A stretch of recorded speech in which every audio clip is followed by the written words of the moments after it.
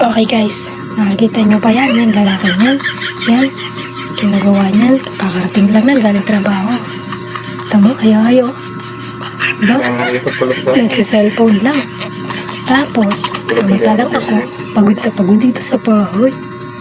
Kung ano na mga pinagagawa ko. Tapos siya, pasilpon lang. Hindi ko magtrabaho. Ay, ka magtrabaho. Ganon. Ganon ba yun? Kailangan lagi ganon. Hindi lang kayo ang pagod. Pagod din kami. Ay, huwag niyo akong ginaganyan. Huwag niyo akong ginagalit. Nagkagalit na ako!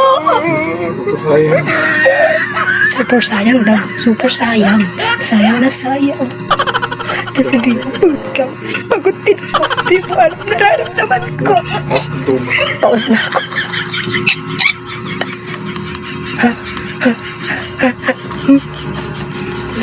Bakit wala kang pake? Tama na.